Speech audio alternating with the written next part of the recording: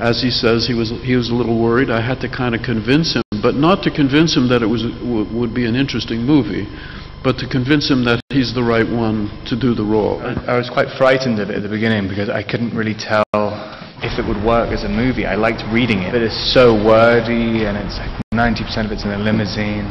But I talked to David about it. He was very inexpensive, and he was available.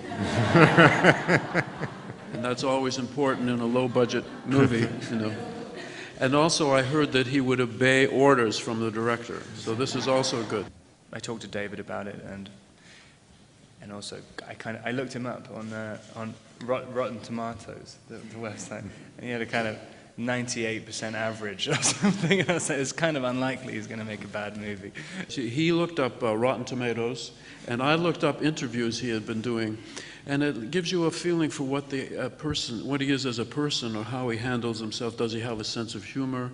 For me, that's very important. Don DeLillo writes very specific, wonderful dialogue in all his novels, but even here it was even more concentrated. So I just transcribed all the dialogue. That took 3 days. Book here, computer here, and then the next 3 days I just filled in with the action, and I read it, and I said, "Is this a movie?" And then I said, "Yes, it's a good movie, and I'd like to make this movie." Normally I get asked things like, "What's your favorite food?" and stuff like that, and then and what would a perfect date be? And when I did Cosmopolis, and people ask me, like, "What are your feelings about the economy and everything?" I suddenly noticed it in Cannes that I start speaking very, very confidently about things I know absolutely nothing about, and so I have to stop myself. It turns out that the world economists actually also know nothing about what they're talking about. So anything that Rob says about the economy or investing is probably just as valid, really. To see Cosmopolis.